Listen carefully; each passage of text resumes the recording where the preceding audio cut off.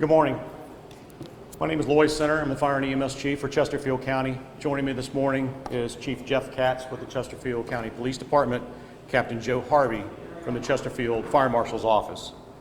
The purpose of this press conference is to provide you with the information that we can at this time about a tragic fire that occurred overnight in Chesterfield County. Please understand that there is an ongoing investigation into the incident, and some details may be incomplete or change as more information is learned. Because it is an active investigation, there will be some information that is known but cannot be released at this time. At 12:11 a.m. this morning, the Chesterfield 911 Center received a report of a house fire in the 9900 block of Glass Drive. That's in the Mayfair Estates subdivision near the intersection of Courthouse Road and Hull Street Road. While fire and EMS and police units were en route to the scene, there was a report that someone possibly was still inside the building. Engine 24 arrived first on scene at 12:17 a.m.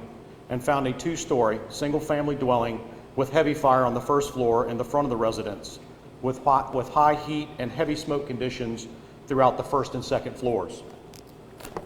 Firefighters immediately began searches of the first floor, assisted by the second and third arriving engine companies, while at the same time an aggressive attack on the main body of fire was initiated. Battalion Chief 3 arrived on scene at 12:19 a.m., and as he was completing a rapid scene survey before assuming command of the incident, he was advised by an individual at the scene that there could be 6 occupants trapped inside the residence.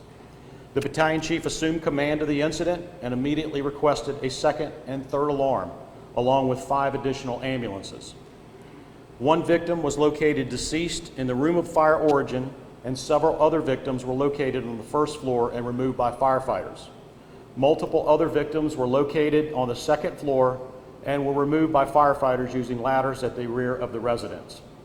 All victims removed by firefighters received advanced life support care and were transported by ambulances to various local hospitals.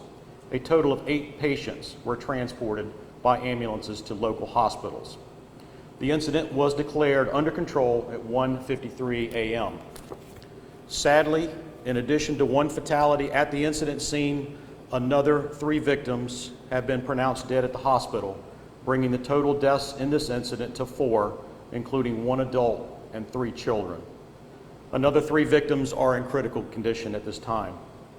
The fire is under investigation by the Chesterfield Fire Marshal's Office in conjunction with the Chesterfield Police Department. The cause of death will be determined by the medical examiner. Investigators are working to establish the relationships, ages, and next of kin of the victims, so names and ages of the victims are not available at this time. Our hearts go out to the families that have been impacted so deeply by this tragedy. I would like to end by commending the courageous efforts of our fire and EMS crews who were faced with insurmountable odds this morning when they arrived at a very complex and dangerous incident. Without hesitation, they put their training and preparation to work, went into harm's way, and worked as a cohesive team to fight the fire, rescue entrapped occupants, and provide the best possible care to those who were injured. I couldn't be prouder of our entire public safety team, including our dispatchers, our fire and EMS personnel, our volunteers, and our Chesterfield police officers who worked together seamlessly in this event. This concludes my statement, and we will provide you with additional information as it becomes available. Please understand that we have a great deal of work to do over the weekend in processing this scene. Our investigators will be interviewing a lot of witnesses and some of the victims who can handle the interviews at this time. We will not be releasing any additional information over the weekend, so we please ask that you not reach out for updates, and we will provide those as soon as we can. As I said before, this is an active, ongoing investigation, so we're limited as to what we can say, and there's still a lot of information that we do not yet know. I'll be happy to open the floor for any questions that we didn't cover at this time that we're able to answer. Sir, Yes. would you be able at this time to give us an age range of the victims, or as close to the ages that we might know as possible? The question is, can we provide ages or age ranges of the victims at this time? And we would not feel comfortable doing that. We are still doing interviews. We believe we're dealing with a blended family here. And so we're trying to make sure that we've got the right person, the age, and a lot more has to be done as part of the investigation to be able to release that information. So, and I know details are difficult to be released at this point, but for lack of a better way to phrase it, how were they trapped? Why couldn't they get out? Did they not wake up? Were there not smoke detectors? Were there furniture or apparatus in the house that was causing the blockage? So that will all be part of the investigation, and we'll learn more, again, through the medical examiner's report. We do know that the individual that we first found that was perished in the home was in the room of origin. We'll be able to provide more details once that part of the investigation is completed. The others, some were located on the first floor, others were on the second floor. And they were removed by firefighters. For whatever reason, they were not able to get out, or they did not have enough advance warning to get out, and all of that will be determined as part of the investigation at this point.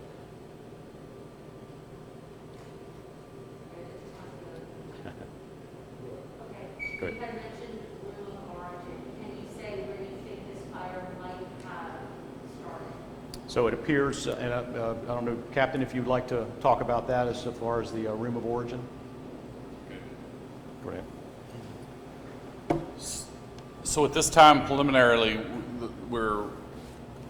we feel that the room of origin is a bedroom. So that is, where one of the victims was, or one of the fatalities was located. And then the rest of the information is just, it's going to be an ongoing investigation. How many victims did firefighters actually remove from the home physically? We witnessed several firefighters carrying out victims and doing CPR. So can you tell us who service physically carried out and then if they were given CPR? I can speak specifically of 4 that I know of that were brought out of a second floor window by firefighters. The other ones were in the process of trying to interview those crews to see exactly what their actions were. And again, that's just part of this investigation. So there were 4 that were taken, I guess there was a ladder, you took them out of the house, okay, of the second floor, and then the other victims were not sure at this point. That's correct. Do you know how many were administered CPR by firefighters? I do not. Okay, but multiple, you saw these multiple. Yes. Was there any assistance from any other agencies as far as like outside counties or? Not that I know of. Some of us have been here a long time, work with Harvey County case. Is there anything to suggest that something happened before this fire started, or is it too early? Preliminarily, we do not believe so. Who called in the fire? I'm assuming neighbors or was it anyone? The 911 call that we received was from a neighbor. Can you tell us how many adults that are among the victims?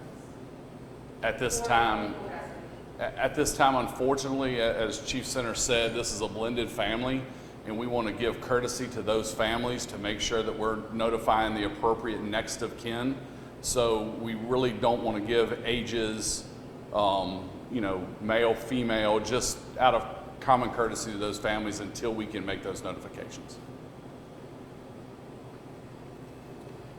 And again, we will provide you with information as it becomes available. I'm sorry that we don't have more to share with you this morning, but please be patient with us, and we're going to continue to work this case over the weekend and probably for the days to come.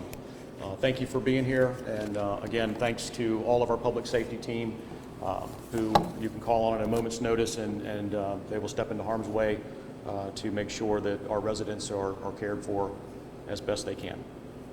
Thank you.